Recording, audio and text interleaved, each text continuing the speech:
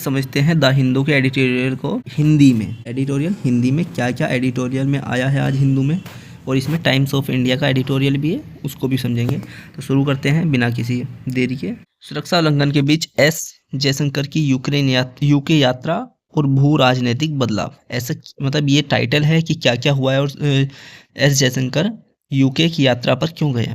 विदेश मंत्री एस जयशंकर की हाल ही में यूनाइटेड किंगडम और आयरलैंड यात्रा के दौरान लंदन में एक खालिस्तानी प्रदर्शनकारी द्वारा उनकी कार तक पहुंचने की घटना है सुर्खियों में रही है।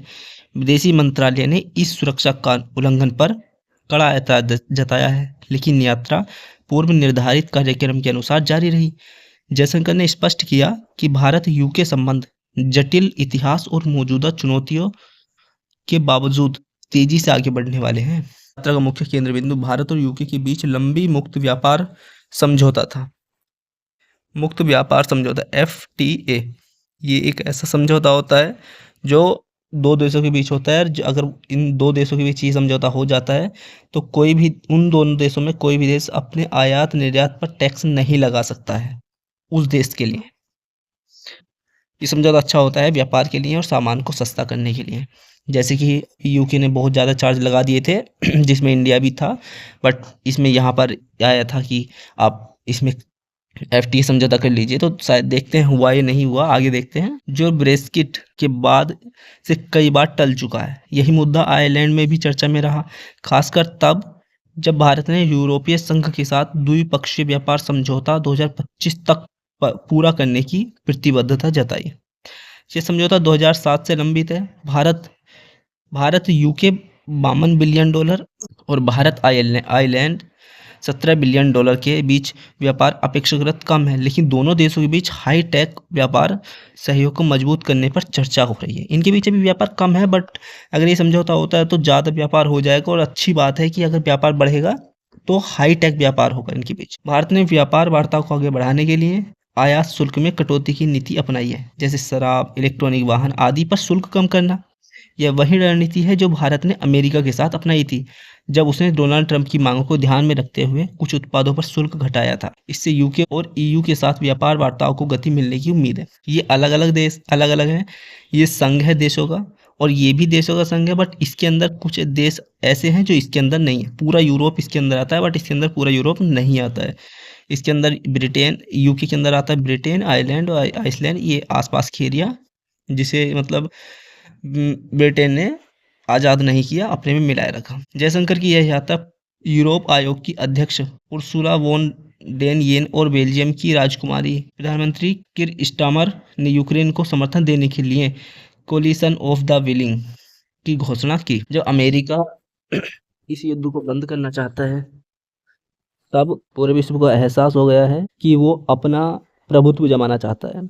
इसीलिए सारे देश मिलकर एक नई व्यवस्था का निर्माण करना चाहते हैं जो अमेरिका से अलग हो। अटलांटिक क्षेत्र में हो रहे भू राजनीतिक और वित्तीय बदलावों के बीच भारत तेज कूटनीति और सभी पक्षों से मजबूत संबंध बनाकर अपना प्रभाव बढ़ाने के अवसर तलाश सकता है।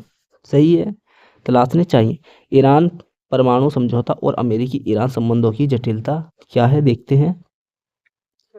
2025 में हुई संयुक्त व्यापक कार्यक्रम योजना JCPOA, जिसे आमतौर पर ईरान परमाणु समझौता कहा जाता है, को डोनाल्ड ट्रंप ने सबसे ज़्यादा नुकसान पहुंचाया। ट्रंप ने अपने राष्ट्रपति काल 2017 से 21 के पहले कार्यकाल में मई 2018 में अमेरिका को एक तरफा तरीके से इस समझौते से हटा लिया। ईरान उस समय पूरी तरह से इसके नियमों का पालन कर रहा था। इसके बाद ट्रंप ने अधिकतम दबाव की नीति अपनाई, जिसके तहत ईरान को नए समझौते पर मजबूर करने की कोशिश की गई, लेकिन ईरान ने इसे ठुकरा दिया। पिछले ट्रंप ने कहा कि उन्होंने ईरान के पूर्वोत्तर नेता आयतुल्लाह अली खामेनेई को एक पत्र भेजा था, जिसमें संवाद फिर से शुरू करने या सैन्य कार्रवाई का सामना करने की चेतावनी दी गई थी। हालांकि सिर्फ 2 दिन में खामेनेई ने इस प्रस्ताव को खारिज कर दिया, यह कहते हुए कि कुछ धौंस पट्टी करने वाली सरकारें बातचीत को समाधान के लिए नहीं बल्कि अपनी शर्तों के लिए थोपना चाहती हैं। कोई भी देश किसी पर भी अपनी नीतियां नहीं थोप सकता है, यही अच्छा फायदा होता है ग्लोबल का। ईरान की यह प्रतिक्रिया अप्रत्याशित नहीं थी। 2013 में जब बराक ओबामा ने ईरान के साथ बातचीत की पेशकश की थी, तब खामेनेई ने इसे गंभीरता से लिया था। इसके बाद हसन रूहानी सरकार के तहत एक परिणामकारी समझौता हुआ। में ईरान ने अपने परमाणु कार्यक्रम को सीमित कर लिया और बदले में अंतर्राष्ट्रीय प्रतिबंध हटा लिए गए। लेकिन जब वही अमेरिका ने, जिसने इस समझौते को खत्म किया था, फिर से संपर्क करता है तो ईरान को शक होना स्वाभाविक था। अब ईरान और अमेरिका तनाव और क्षेत्रीय परिदृश्य क्या है देखते हैं। 2018 में जब ट्रंप ने अधिकतम दबाव नीति अपनाई तो ईरान ने भी अधिकतम प्रतिरोध दिखाया। इससे क्षेत्रीय तनाव और बढ़ गया। सऊदी अरब की तेल सुविधाओं पर हमला हुआ। ईरान ने अमेरिकी ड्रोन गिराया। अमेरिका ने ईरान जनरल कासिम सुलेमानी की हत्या के बदले में ईरान ने इराक में अमेरिकी ठिकानों पर मिसाइल हमला किया। मतलब ईरान ने इराक में जो अमेरिकी हवाई हमले थे उन पर आक्रमण किया। जब 2021 में ट्रंप का कार्यकाल समाप्त हुआ, जो बाइडेन राष्ट्रपति बने, तो उम्मीद थी कि परमाणु समझौता फिर से बहाल होगा, लेकिन ऐसा हुआ नहीं। ईरान 2020 की तुलना में कमजोर स्थिति में है। इजराइल गाजा युद्ध और लेबनान ने हिजबुल्लाह की कमजोरी से ईरान की प्रतिरोध धुरी एक्सिस ऑफ रेसिस्टेंट कमजोर हुई है। 2024 में सीरिया सरकार का पतन हुआ है, जिससे ईरान का एकमात्र सहयोगी राज्य भी खत्म हो गया। आर्थिक संकट और इजराइल अमेरिका के आक्रामक रुख से ईरान की मुश्किलें बढ़ा दी हैं। रिपोर्ट के मुताबिक ईरान के पास अब उच्च स्तरीय संवर्धित यूरेनियम है, जिससे वह परमाणु हथियार बना सकता है। ट्रंप ने खुद कहा कि हम एक नाजुक मोड़ पर पहुंच चुके हैं, जिससे संकेत मिलता है कि अमेरिका परमाणु समस्याओं को हल करना चाहता है, जबकि ईरान को आर्थिक और कूटनीतिक राहत की तलाश है। क्या फिर से बातचीत संभव है? हालांकि दोनों देशों के बीच गंभीर दुश्मनी है, लेकिन रणनीतिक रूप से बातचीत की संभावना बनी हुई है। ईरान अगर इस मौके का उपयोग करता है तो उसे न केवल आर्थिक संबंधों से राहत मिल सकती है, बल्कि सैन्य तनाव भी बढ़ सकता है। यह देखना होगा कि आने वाले दिनों में यह मुद्दा किस दिशा में जाता है। Thanks for watching my video. Like, share and subscribe. अगर आपको पसंद आए तो नीचे कमेंट्स कर दें किस टॉपिक पर हम वीडियो बनाएं, और तैयार रहें कल 7 बजे करंट अफेयर के लिए। थैंक्स। हेलो दोस्तों, मैं सत्येंद्र।